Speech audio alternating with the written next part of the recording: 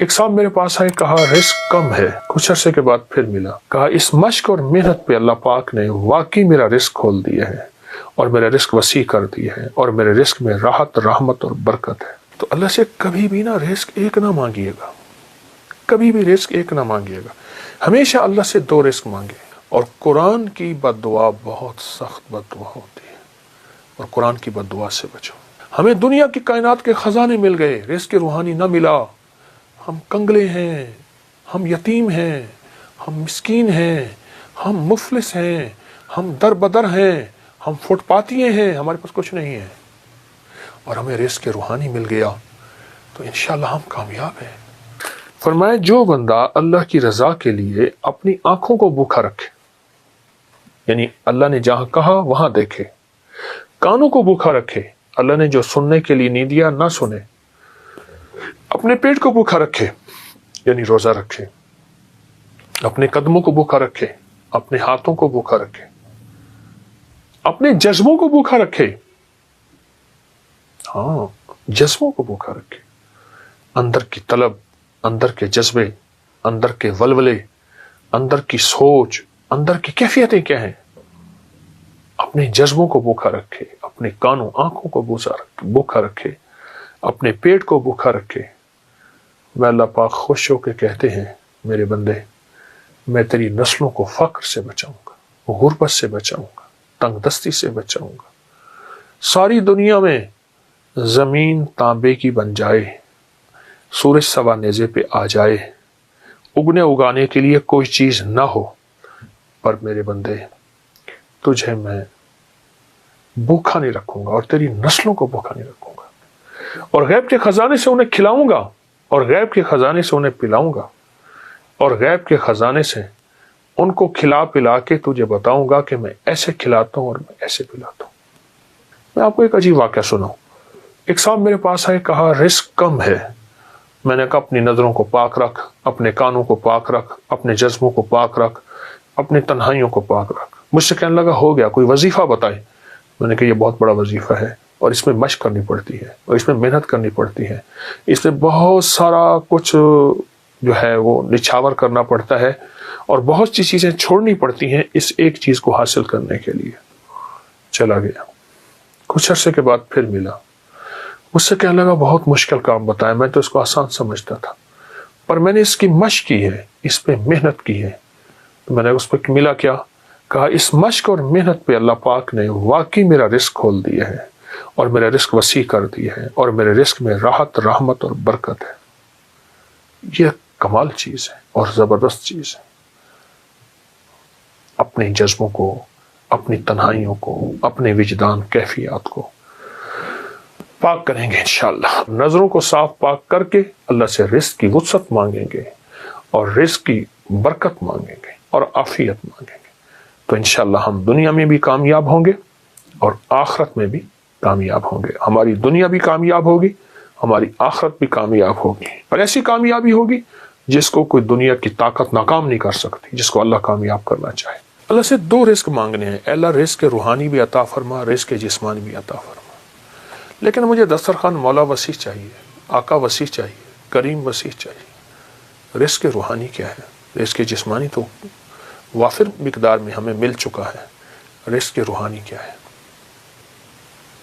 یہ تسبیح، یہ ذکر، یہ اعمال، یہ تلاوت، یہ گناہوں سے بچنا، اس کی نافرمانی سے بچنا، کملی والے پہ درود و سلام، اور حضور کے آل و اصحاب سے محبت، یہ اولیاء کا ادب، یہ سارا رزق روحانی ہے۔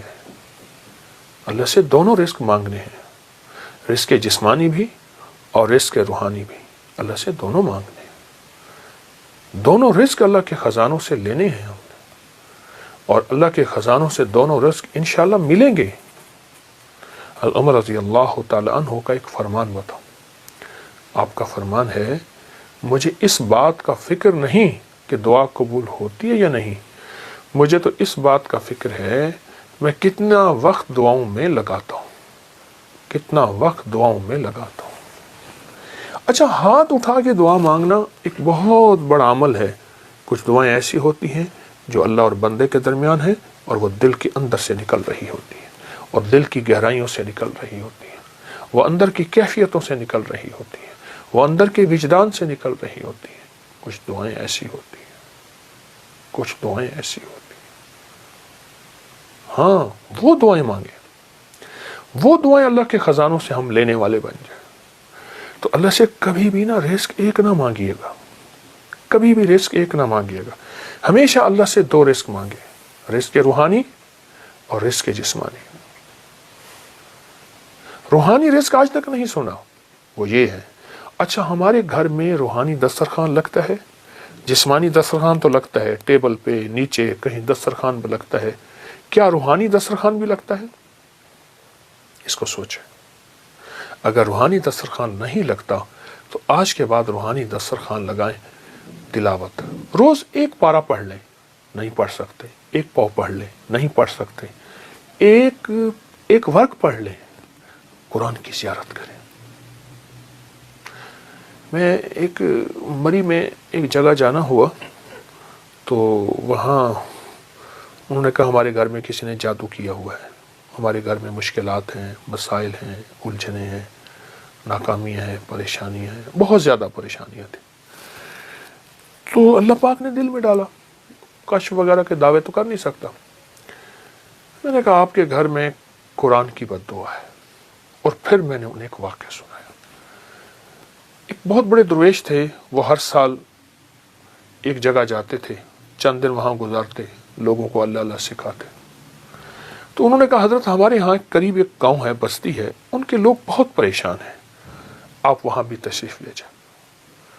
وہاں گئے تو واقعی پریشان تھے لوگ، گھروں میں بیماریاں، جھگڑے، طلاقیں، تکلیفیں، مشکلات، بندشیں، مسائل رزق کے، گھر کے، اولاد کے، بہت پریشان۔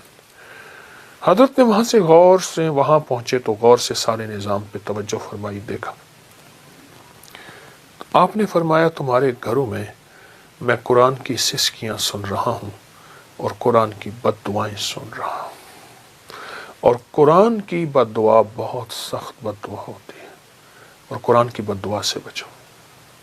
حیران ہو گئے کہ قرآن بد دعا دیتا ہے؟ فرمایا قرآن کی سسکیاں بھی ہوتی ہیں، قرآن کی بد دعائیں بھی ہوتی ہیں، اس سے بچو۔ ان پڑھ ہو، نہیں پڑھ سکتے، قرآن پاک اٹھاؤ، چومو، اور باوضو، اور اس کی ہر سطر پہ پہلا کلمہ پڑھتے جاؤ، ہر سطر پہ پہلا کلمہ پڑھتے جاؤ۔ اور اگر پڑھے ہوئے ہو، ایک پارہ پڑھ لو، آدھا پارہ پڑھ لو، ایک پاؤ پڑھ لو، تھوڑا پڑھ لو، زیادہ پڑھ لو۔ میری درخواست یہ ہے، اللہ سے رزق روحانی منوائیں، اللہ میری نسلوں کے لیے رزق روحانی عطا فرما۔ ہمیں دنیا کی کائنات کے خزانے مل گئے، رزق روحانی نہ ملا، ہم کنگلے ہیں، ہم یتیم ہیں، ہم مسکین ہیں، ہم مفلس ہیں، ہم در بدر ہیں، ہم فٹ پاتیے ہیں، ہمارے پاس کچھ نہیں ہے، اور ہمیں رزق روحانی مل گیا تو انشاءاللہ ہم کامیاب ہیں۔